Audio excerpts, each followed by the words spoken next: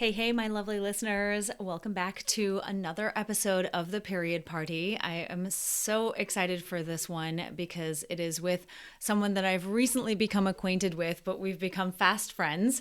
His name is Nathan Riley. He is a board certified OBGYN and a hospice and palliative care physician. Through his holistic OBGYN practice, Beloved Holistics, he serves women and their families who are dissatisfied with the conventional medical model. He also has a collaborator program for coaches and alternative health practitioners to provide easy, affordable access to an MD consultant on women's health and primary care issues. His specialty is fertility, pelvic pain, home birth, and health optimization at all stages of life from birth to death, working with nature rather than against her. Nathan is just a wealth of knowledge, and he is almost poetic in the way he shares information. And for me personally, it is really exciting to have another OBGYN who is in our corner doing the work that he is doing. So I really hope that you enjoy this conversation. And if you are a practitioner, reach out to Nathan if you have questions or need help from an MD who is really focused on the more holistic side of things. Hi, Nathan. Thank you so much for coming on the show. Nicole, it's a pleasure. It's a pleasure to get to know you a little bit better. It's been a lot of fun reading your book and just I've always followed your Instagram. I mean, I started Instagram in September, but way back, I remember hearing your name when I was in residency and just finding, can you Really? believe it or not, just having my eyes opened up to other things, other ways to think about things. So I'm kind of fanboying here a little bit. So You were completely blowing my mind, like hearing about me in residency. That's so crazy because that's probably early. I That's never really early for think me. about that I might have that far of a reach, but that's so cool. I would say I was probably going out looking for it too. Yes. Because I was early in residency, I'm sure we'll talk about this, but early in my OB/GYN training, I remember thinking there's a lot of pharmaceuticals that I'm just passing out in clinic, and I have to be quick in my assessment and my diagnosis and treatment because I got another Yeah. person waiting and I get in trouble if I don't go quickly enough. And so I'm just giving out birth control left and right. And so I actually started questioning it early on and then going out looking. And of course, I found your information. I didn't know um, enough about you and people that are in your space to really put it all together, but I certainly have now. And that's why I guess we're talking. Totally. I know. I was actually thinking about this, about how much I was looking forward to having this conversation with you because it is so rare to meet a gynecologist who is speaking the same language as Yeah. myself and others in the holistic women's health space. And I'm just so grateful that you're doing things a little differently. It just really makes a huge difference for women. Yeah, well, thank you. I mean, the other giants that have walked before you, Christiane Northrup and Aviva Rome, and not even before you, but like Laura Brydon and Kelly Brogan and all these other people came on into my radar at around the halfway point of residency. And once you see that, Jolene Brighton comes to mind, like so many of these incredible women who are coming from either medicine or even from like a childbirth educator standpoint, or even just, you know, uh, fertility awareness methods, whatever else. I when you start seeing behind the curtain, you're like, oh, there's another whole separate lane I have to explore here if I'm going to actually show up in integrity with my patients.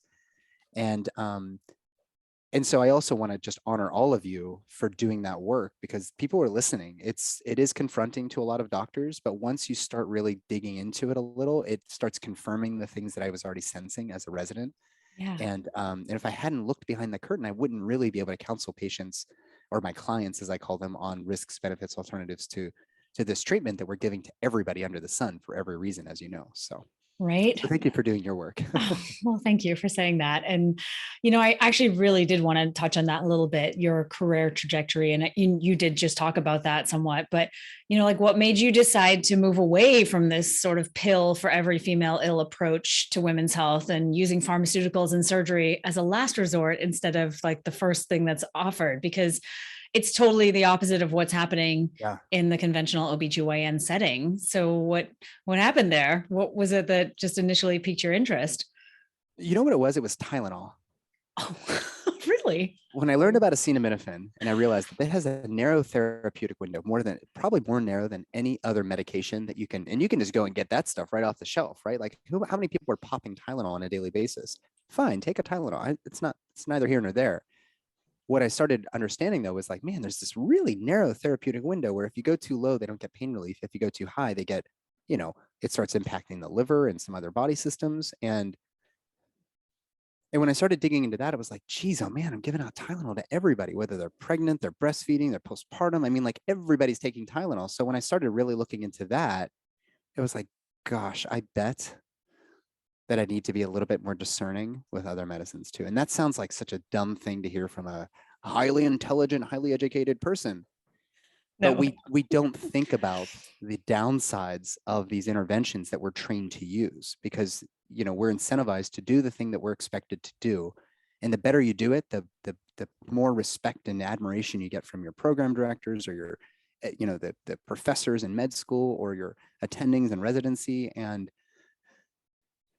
And so I was very confronted by the fact that, man, I'm giving everybody this same pill without really discerning and living in that nuance that you and I love to live in. There was no nuance there. And if I'm going to be truly showing up through the lens of informed consent, I need to really know the downsides. So when you start reading about the downsides of birth control in particular, it was like, oh no, I have been doing this whole time. And, I think a lot of people have that experience, but it's so confronting to how they've been doing things all this time that, through cognitive dissonance, they just keep doing it the way that they were doing it because everybody else is doing it that way. And the women don't seem to be that bad off.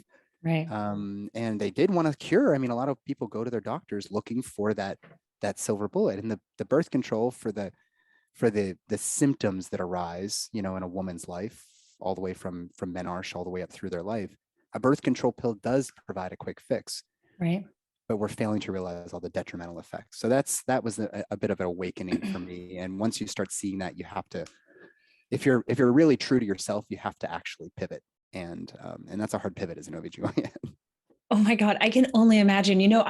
I saw a post by Dr. Jess Petros. I don't know if you know who she is. Yeah, on Instagram. Name, yeah. Yeah. So her focus is on parasites and Lyme disease and things like that. But she talked about medical school, and she called it the ultimate indoc, and the doc was in capital letters, indoctrination. Oh, I love and that. I know, I figured you might. And I just thought it was so interesting because I have then subsequently heard from other doctor friends saying that it's kind of like a breaking down and then a building back up. And once you're so far in, it's really difficult to extract yourself. Is that your sense as well? Yeah. I mean, think about waiting for a bus. Yes. You're waiting and it's like, oh, it's supposed to come at 1 o'clock in the afternoon, but it's 2 o'clock and then it's 3 o'clock. And you're like, man, I could just walk. I could have walked there by now.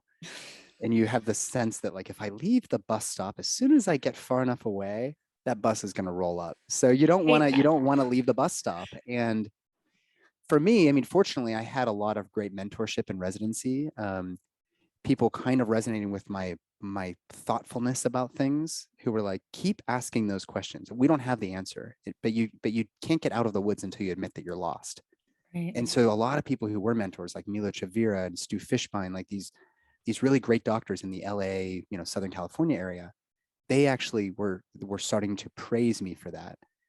And they were like, the good thing about you is that you realized this way before we did, that, oh no, I've been waiting for the bus too long, and to leave the bus stop is not a problem. So I fortunately had mentors that, they were definitely 2% of the people that were advising me, but they really encouraged me to keep on that course. So I didn't have to turn back on 30 years of experience where I was, quote, doing things wrong. Right. I'm not that OBGYNs are doing things wrong. It really depends on what their clients and women that are seeking their care want, are seeking, what they're expecting. But I had the advantage of, like, you know what, before I really take a plunge down this path on this direction, let me explore what that other path looks like. And that other path became very, very clear to me very early on. So yes, here you are. I know, right? All evidence is pointing in that direction. And I'm so glad you're here. And I wanted to ask about hormonal contraception, because obviously this is sort of like the conversation of the day. Yeah. And what has happened in med school that this has become one of the very few options given to women for basically all of their problems? I mean, because across the board, that is what I hear from women online, from people who come to me, is that is really the only thing that's been offered. And I'm just so curious, like what is going on? I obviously don't have an into what it's like in med school. So I would love to hear what's happening. Well, it's funny you asked that. I'm reading this. I don't have it with me. It's called a book called Woman as Healer. It's probably the third time I've read it. It's by a woman named Jean Achterberg, and she died back in maybe 20 years ago in her 60s. But I would have loved to have a conversation with her because she's a historian, a medical historian, who basically compiled this incredible. I mean, there's like 800 references of like old texts. Like she really did her homework and created this timeline, this sort of story of women in the healing space from ancient Sumer, where we used to have goddess deities. I mean, they were polytheistic, all these ancient civilizations. And those goddess deities were relevant because they still valued a woman's connection to nature. And these female deities, Athena, I mean, like Minerva, like we're going way back. And they honored them because they had this inherent connection. They sensed that women had this inherent connection to nature. But there's a lot of immeasurable facets to that, So like, let's say that you struggle with fertility. You go and you pray to the fertility goddess, or you pray to the whatever goddess for your crops.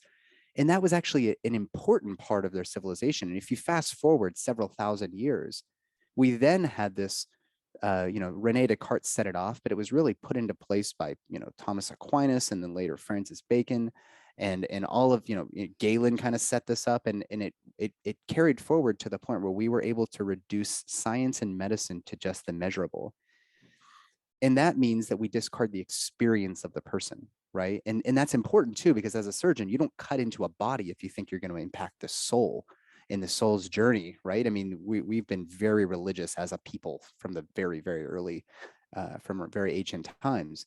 But if you can say, the spiritual, this immeasurable is separate, then that allows me to cut into the body and now start to understand the cardiovascular system and this and that. And that mentality carried forward. So the reason I even bring this up is that in medical school, we're still practicing this very reductive view of the body as the sum of parts. And hey, you've got a uterine issue if you've had abnormal bleeding, and maybe if we shut down the ovaries, then the uterus, can get back to doing the thing that the uterus wants to do. We know that that's not true, but that is, the sort of paradigm of treatment, with pharmaceuticals and surgery. So if we become divorced from our own nature, it allows us to study things in the way that modern medicine sort of demanded. And of course, there's a lot of Christian theology in this monotheistic male figure as opposed to praying to the earth. Now we're going to have this external figurehead that dictates how things happen. And so this divorcing from nature made it very, very easy for us to say, we've got a pill for everything, or a surgery for everything, or whatever else. Right. And the big issue that it didn't even really start in medical school, because medical school is 4 years packed filled with like one textbook after another. It's just a matter of cramming as much information in there as possible. It's not until residency that you actually start applying this stuff and seeing how it works. But that where I think we went wrong is that we became very prescriptive, and I have the same argument for functional medicine, herbalism, whatever else. If you're just finding the problem and then giving the fix, you're doing the same thing that allopathy does. What we're lacking is what is causing the dysfunction. I mean, this is so commonsensical to many people, but why is it that you're having the abnormal periods? And furthermore, if we don't investigate what that is, and we're just going to cut you off from your normal, your normal rhythms, whether it be circadian or the rhythms of nature, you now are you're divorced from Mother Earth. You're divorced from the natural, immeasurable facets of what it means to be human. So those two areas is where I became held up on birth control. But we don't, in our medical system, we are so far removed from our own nature, so much so that even with like the stuff that's been happening over the last couple of years, everything outside of us is our enemy. Yeah. And to be connected to nature kind of sounds witchy. It sounds like pagan, right? And it is pagan. But if you consider the whole span of history, to consider that, wow, maybe there's a reason that I actually do have these normal cycles. Maybe there's something upstream that's causing this disconnection from my circadian or other rhythms. That is almost like heresy in medicine. And that's not good enough for me. So I don't know where it started, but medical school definitely drills into you that you find the problem, and the faster you can find the problem and give the cure, the quote cure, Mm. the better doctor you are. So if that's our incentive structure, then doctors are doing great. But I Yeah. don't actually see that serving women. So Well, it doesn't seem to be, does it? I mean, this is the thing that we keep coming up against. In fact, I have a really good friend who is a physician assistant in Utah, and she was just telling us the other day that um, she just has. I mean, that's her number one question is, yeah, where do I find a good OBGYN who will listen to me and maybe take a more natural approach? And she was just like, these OBGYNs don't know what they're missing. right, There's right. just a world of women out there who are desperate for someone to actually hear what they're saying Yeah. and help them from a root cause perspective. And so you're the dream basically because you do that. Yeah, I mean, Yeah. it's very flattering, and I also feel like I am up against uh, an unstoppable system that just is perpetuating this idea that is faster we can find it, the more medicine we throw at it, the more science we throw at it, the better off society will be, and it hasn't been serving us. So Mm-mm. to take a step back, it is very confronting, but it also allows me to really serve people and meet them where they're at. And a lot of people don't want to have their ovaries shut down anymore. No, I know. And I agree. I feel like so many people are just like demanding better Yeah. outcomes, better treatment, everything. And so that's a good thing. You wrote something on your website that really spoke to me. I was obviously checking out your whole website, and it feels a lot like one of my core tenets too. And you wrote something along the lines of, you can put in this effort now and thrive, or you'll be faced with putting yourself back together later on. Yeah. And I just loved that so much because it reminds me of something I tell clients all the time, right? You pay now or you pay later, but the bill always Yeah. comes due. And Yeah. it tends to be significantly higher later on down the road, unfortunately. And this is particularly the case after pregnancy and birth, because I'll have women come to me and they'll say, all I want right now is to get pregnant. That's it. And I'm like, but there's so many other things to consider here. And so there's a lot of education that has to happen, I think, around that, because obviously pregnancy, it takes a huge toll on our bodies, and Mhm. we have to be able to consider all of those things and prepare for that, and prepare for having a healthy baby and a healthy house for the baby and all of it. So I would love for you to just talk about this, because this maybe some scenarios where you feel like this has happened, because I think we tend to get very one tracked in solving a particular problem rather than seeing the bigger picture. Yeah, I mean, you summarized it, my whole practice right there, basically. It's like, are we, if health is merely avoiding death, then we're doing a good job. Right. You know, if everything that every policy that is made, every uh, legislative meeting that results in some new rule, if that rule is meant to serve us only by keeping us from dying, that is actually the opposite of what I want for my life. And the Right. question I always ask people is, do you want 6 months of living your feeling, having sex, being with the people that you want, like loving unconditionally and uncontrollably, just connecting so deeply with your wife, your kids, your community? Do you want that for 6 months, or do you want to be kind of like a dud for 10 more years? And most people, I mean, 6 months and 10 years is probably a big difference there for people. We have a lot more things that we want to get done than 6 months. But as a thought exercise, we could force you to get pregnant. We can pump you full of hormones and force your body to take a baby. We could do that. On the other hand, what if we spent 6 months, 3 to 6 months, fine tuning the soil so that your body is not just able to accept a pregnancy, but it thrives in pregnancy, so that we're not just dodging, you know, bullets the entire time through. And there's a reason that when women go, and this is not to say people shouldn't go to the REI doctors to get an IVF and whatnot. There's definitely a role for that. But if you haven't taken care of the soil through diet, movement, stress management, mindset, hydration, breathing, I mean, doing all of those things that are the bare minimum to thriving and feeling your most vital, then inevitably you're setting yourself up for problems down the road. So if your goal is just to merely survive and to not die, there's plenty of doctors out there. My practice is let's not just get you not just get you pregnant. I have to be careful. I'm not getting anybody pregnant, but you know what I mean. Let's not Yes. just get pregnant. Let's make your soil as healthy as possible so your body actually feels good in pregnancy. This is a natural process that actually sustains a lot of women.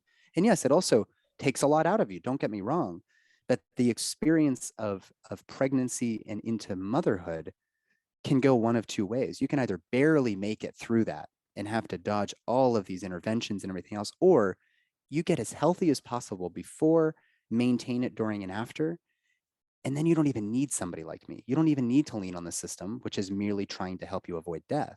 You can actually do this the way that you want to do it. So there's a piece of autonomy and sovereignty in there where women want to have a home birth. They want to have the birth of their dreams. But if you're not taking care of yourself, then inevitably you're going to risk out of midwifery care and home birth. You're going to end up in the doctor's office way more than you like to, with way more ultrasounds and hands and sharp things where you don't want it. And that is all of those interventions are available for people whose bodies are struggling with the pregnancy process. So I'm not trying to put the blame on pregnant women. What I am saying is that if you were going to have, you know, 10 bad things happen in your pregnancy, if we brought that down to 5 bad things happen in pregnancy just through some basic lifestyle management, then we can, given whatever resources you have, we can actually get you thriving through your pregnancy into postpartum versus just merely surviving. And that is so incredible. And I think that it's so antithesis to what we often hear. I just Yeah. think it's so interesting. You were talking, I was thinking about TV shows, just sort of like mainstream TV shows that, I don't know, like Law and Order and all those kinds of things, like all the shows like trying to think of like This Is Us and all those kinds of things on NBC and whatever. And what I've noticed, or the trend I've noticed, particularly over the last 5 to 7 years, is that they always portray, whether it's the getting pregnant or the pregnancy or the postpartum, as really, really challenging. Yeah. And so this is the message that we just keep getting. And it's not only that. I mean, I remember looking at one show recently, and there was a cancer treatment scenario, and there was one woman who was doing green juices and all these other things, and she was looked at like she was a complete moron. So there's this constant messaging that we're all receiving, that any alternative to basically giving up all your power and just being stuck on pharmaceuticals or being at the mercy of surgery or other interventions is basically your only choice. Yeah, absolutely. Absolutely. And when, we are very, very far on that medical train, the train has taken off and it is gone for miles now. To peel that back, it can be very confronting to other doctors, the way that I operate, but the way that I practice. But it's also confronting to the general population who has been, told that you basically have these powerful people above you, whether they're religious leaders, political leaders, or even your doctors or whatever, who have the right answer. But what I'd really try to inspire in people who come to me for care is that you have all of the answers. In fact, your body wants to do this. We just have to give you the right resources. And yes, your doctor says that the data supports this birth control pill or this surgery or whatever else. But what I had to do in residency was carry an accordion file, all these papers that supported undisturbed birth, and that is completely ass backwards. It's the onus of producing or supporting interventions falls to the person who wants to deviate from nature. So what we've actually done is we've created a system whereby it's like, hey, we don't have data to support that this pill or whatever else is unsafe, so it must be safe. But that's actually poor logic. You need to appreciate through whatever we've demonstrated in the medical literature that this intervention away from salutogenesis, the body's natural ability to heal and to thrive, you need to prove to me that that is without a doubt not just not unsafe, but it actually is better in the way that nature has provided for us. And that is nearly impossible to do with what we have within our medical publication industry right now. Mm-hmm. So I find myself always saying like, yeah, we could do that, but what if we actually did it this way? and we didn't have all the other side effects and everything that wasn't even looked at in the C-section literature or whatever else. So it's not for everybody, and it's also that there are a lot of people that really do benefit from those interventions. But Mhm. the fact that we're doing 40% of births by C-section in our country is kind of ridiculous. It's outrageous. I can't even get over it. Yeah, I think New Yeah. York is like 50%. It's Doesn't significantly surprise higher. me. Yeah, it doesn't Yeah, surprise me. yeah, it's nuts. So I would love to for us to talk about something that you had mentioned to me prior to our this conversation. It was about sort of reframing the opposition to the medical industrial complex. Because right now, from my perspective and that of the majority of my colleagues and those who do similar work to me, it just feels very us versus them. Yeah. I used to have conversations with doctors when I first started out in New York over a decade ago, and they referred people to me all the time. It was kind of great. We had this whole thing going. And now there's just this huge divide with personal attacks happening regularly. As you know, Dr. Mama Jones did a whole video recently on birth control myths and included me in there because I was talking about the benefits of consistent ovulation. Sue me. Mhm. And I know you did a response back to her too, which was amazing. But it's like, it's so disheartening to see this kind of petty BS because these are well-known doctors. It just feels like stooping to a level that is so low. It's so crazy to me. And it's such a distraction. So I'm just curious what your thoughts are, because I know you mentioned this is like turning the Titanic, basically. What do we Yeah. even do to sort of bridge this divide? Because it just feels like it's growing. Well, based on even that I already described, it's let's talk about the witch hunts. I mean, this is all basically a witch hunt, and I don't mean to compare this to women being burned at the stake or tortured until they reveal every woman in their community who might be an accomplice, and then they die anyways, right? Like Right. the witch hunts, which about 300 years from the 14th to roughly the 17th century, resulted in hundreds of thousands, if not millions, of men, of women, and some men even being burned alive because or killed otherwise and tortured because they had something that they did. They had a beauty mark or they had herbs or tinctures in their kitchen, but that was like a part of society back then. And all that it took was somebody to suggest that this person is a witch for them to, through the Inquisition and what happened later with the witch trials across the world, for them to just be canned. And in that time period, that meant you lose your life. Nowadays, all that a person in the medical establishment has to do in order to further steep themselves in these years of education and all this debt, in order to to validate themselves, is to say they're a quack. This alternative person is, you know, like what a heretic. I mean, it's the same language that people are using. You're a quack, you're a snake oil salesman, you're a blah, blah, blah, blah, blah. But again, what you're promoting is not that we throw out all of the medical science. It's that, hey, can we take a step back and live in a little bit of nuance here and talk about perhaps some of the downsides of this thing? And you can imagine an OBGYN who has a big following. I don't even know what her following is, but she's described as an American YouTuber.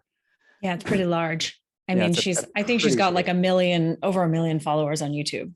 Yeah. Yeah. So I'm sure she doesn't. I'm sure I'm like a speck of dust to her, with my 5,000 Instagram followers that I've worked so hard to build. And, for somebody like that, imagine that if she were to say, you know what, Nicole is right, that would be very confronting to the million followers that she has on YouTube. And she wants to keep that. When you get a little taste of that power, you want to keep that. Yeah.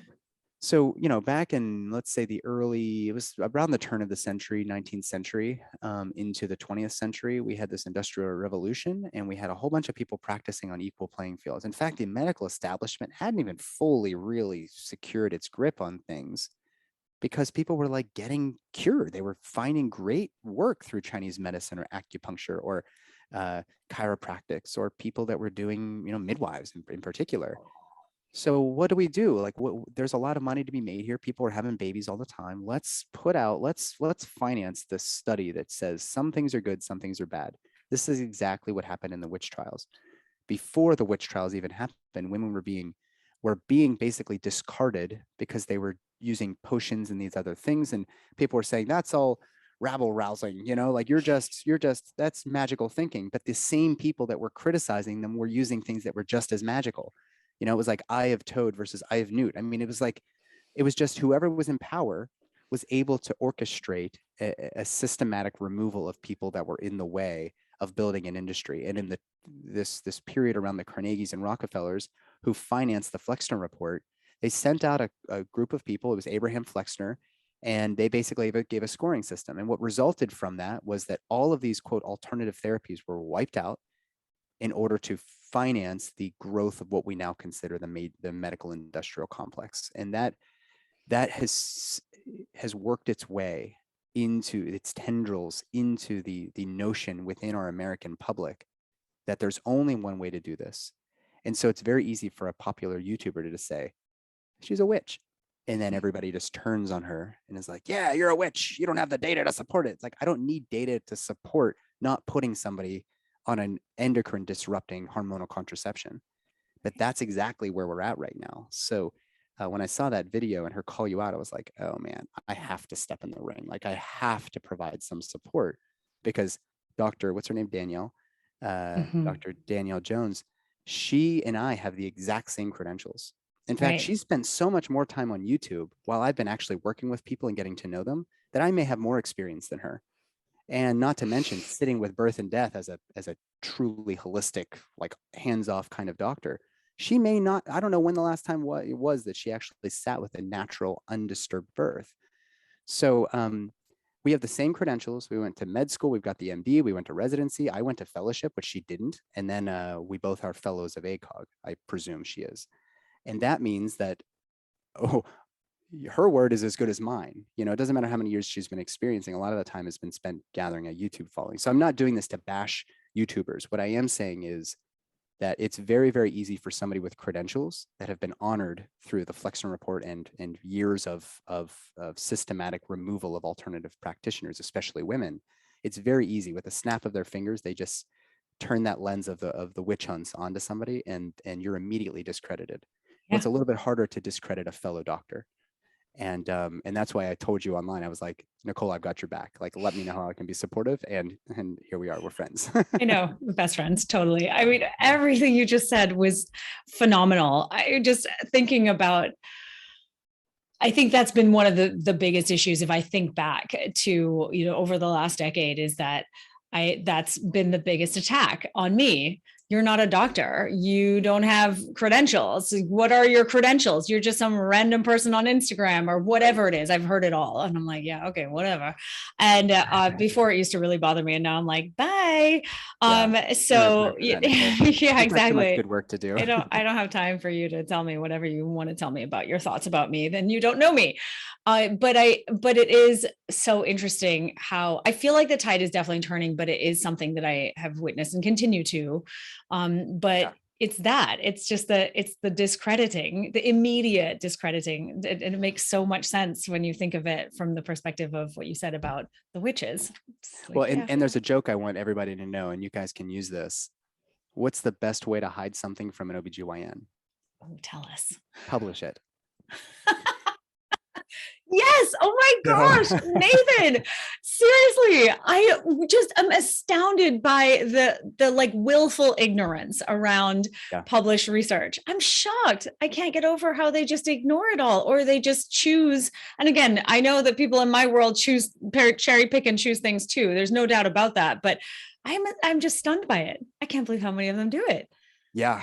And going back to this publication bias thing, we have a big problem with regards to the power of the pharmaceutical companies, big pharma, as people have said, in manipulating what is published and what isn't published in our journals. So the typical OBGYN does two things throughout the year.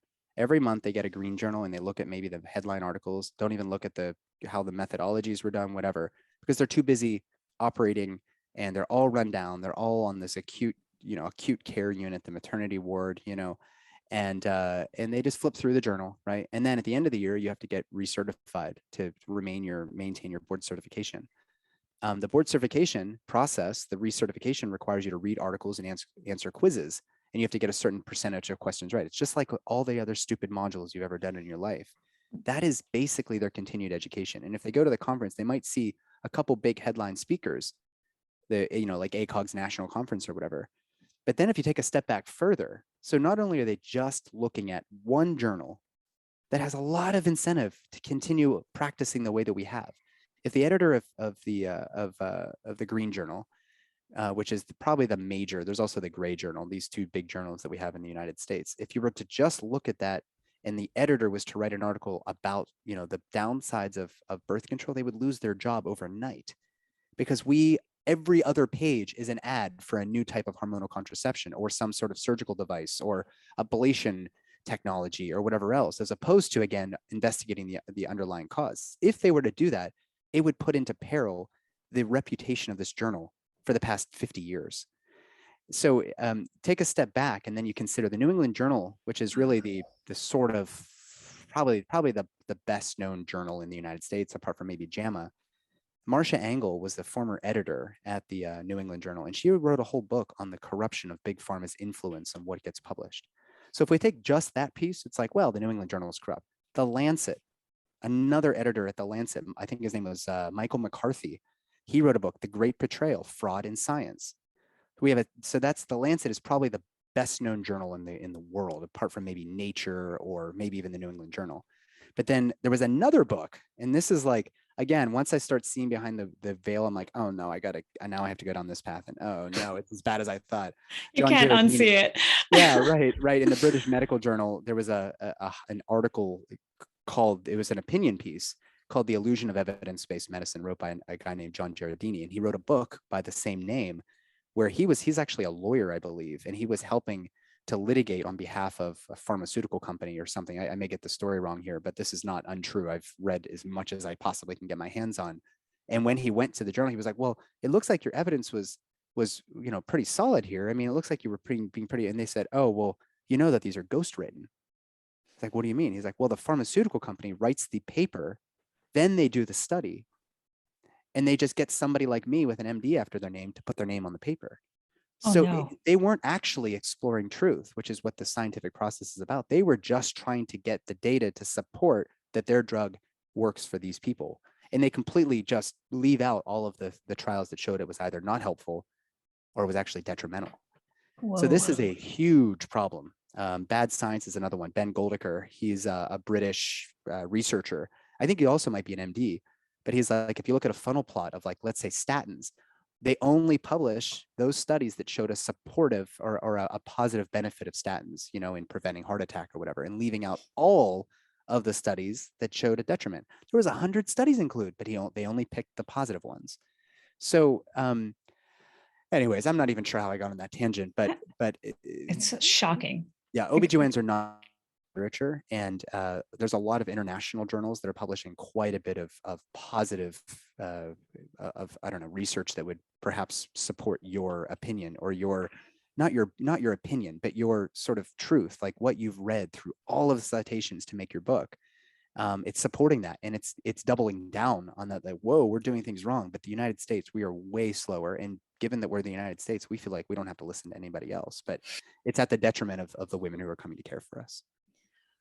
Wow. Yeah. I mean, there's so much to unpack here. I think that. Sorry, that was a bit of a diatribe. No, it was so good. It was so helpful, because I think that it's a lens into what's happening that most people, the lay people, don't really know. Why would you even know about this stuff? And, right.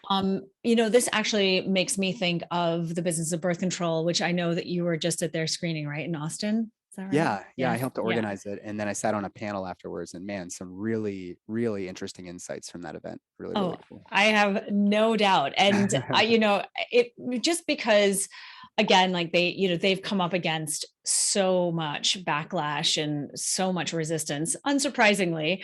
But one of the core parts of that film is really about informed consent. And that's really what, I actually learned that term from Holly Griggs Ball, who wrote the book, Sweetening the Pill, that the movie's based on. And because years ago, I didn't really even understand that, and truly informed or fully informed consent, and this idea that we're just not given all the information. It's very much like what you're describing in these studies, and how things are being cherry picked to make Right. something look really great.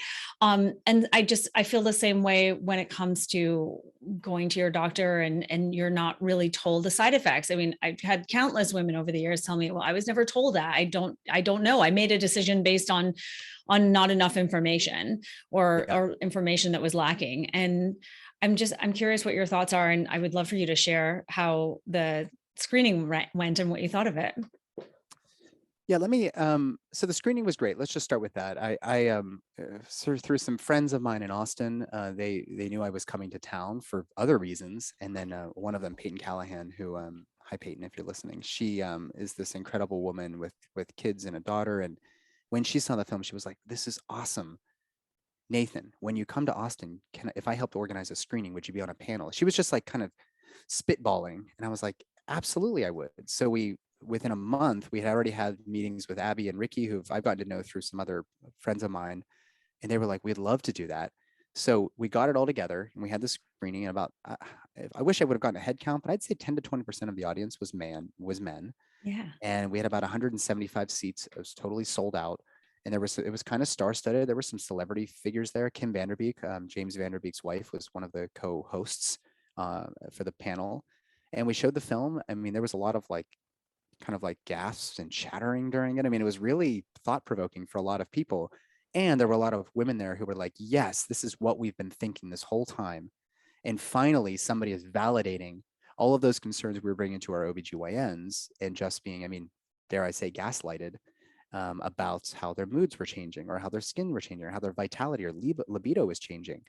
And maybe their thyroid was starting to fall out of alignment. And so seeing the film was very validating for them. And for men, it was like, what are we doing with this birth control? And so a lot of men in the audience, one in particular has 4 daughters, all his oldest, I think, is just reaching menarche. So he's got 4 young girls, and he's like, I have no idea how to present this.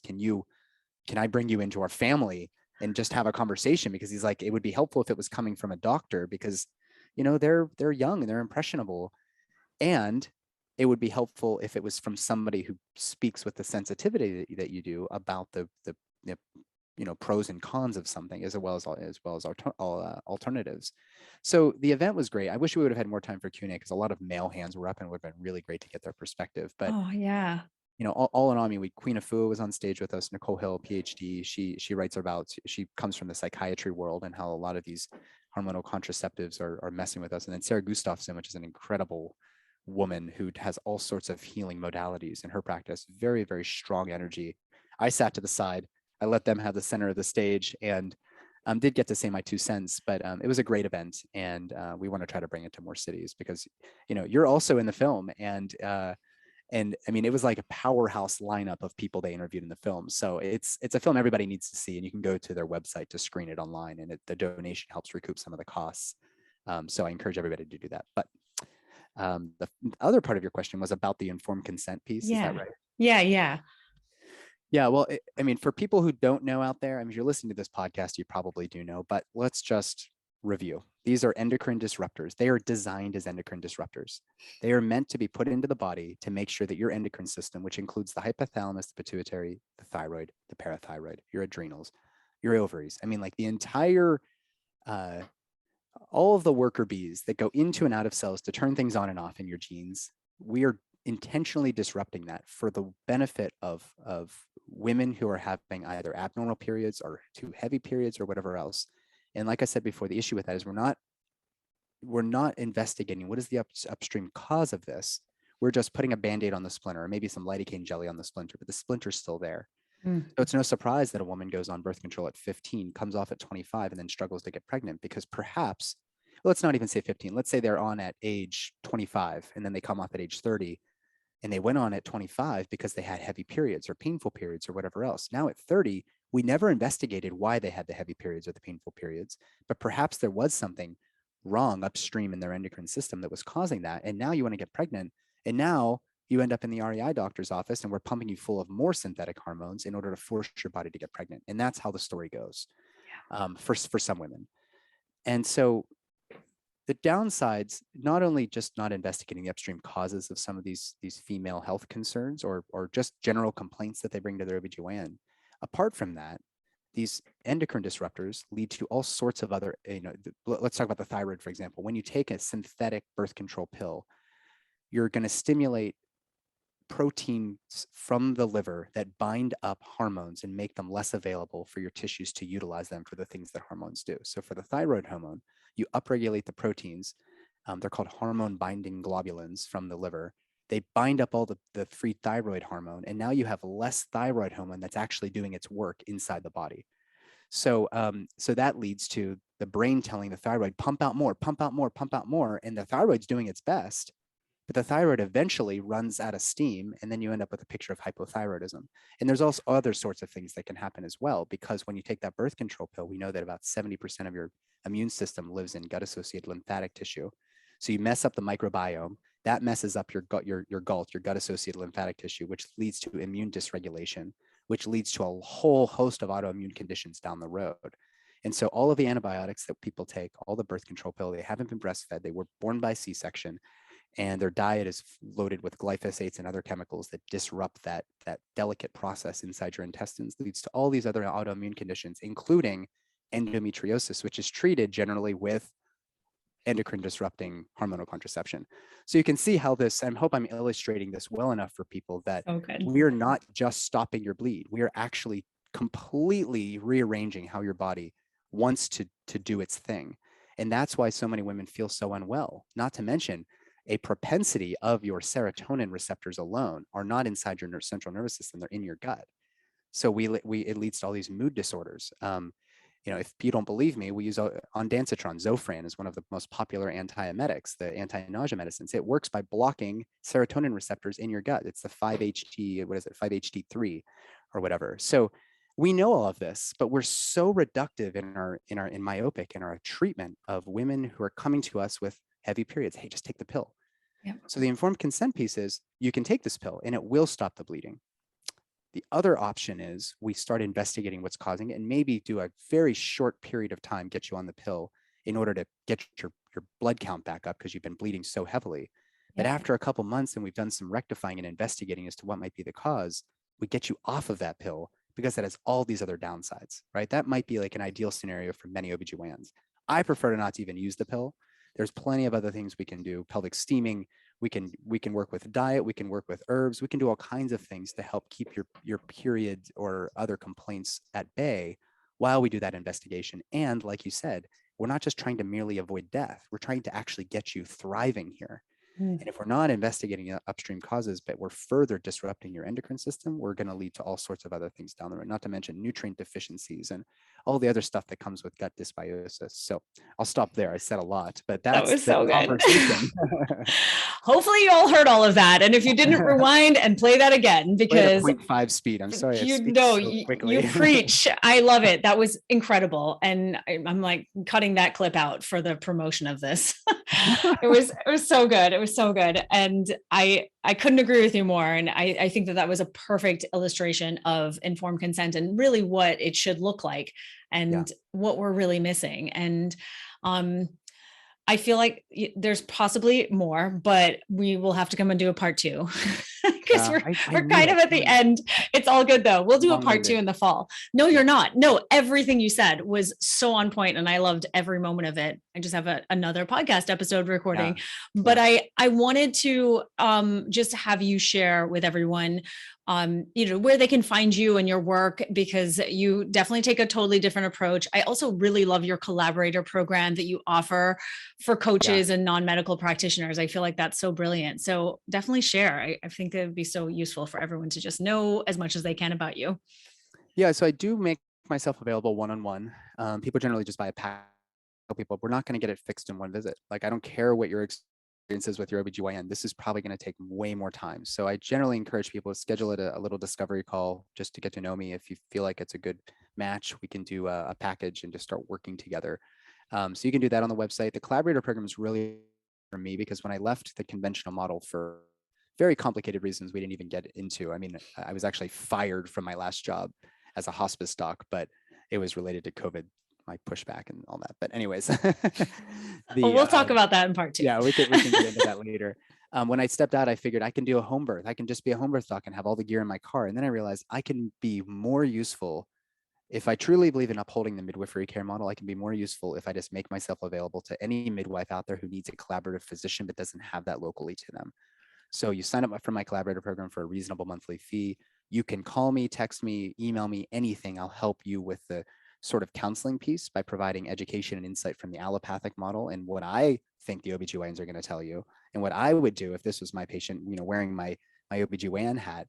And then they can take that information with their clients, oftentimes helping them avoid the clinics, the hospitals, those ICD codes that risk them out of midwifery care in order to help them stay on the path for a home birth or even a hospital birth. Really, it's just to have an MD consultant that you can trust is going to be open-minded and open-hearted. So that can all be found at the website, belovedholistics.com. I also serve coaches, Chinese medicine docs, all sorts of people who are not considered, out the part of the big conventional model or whatever.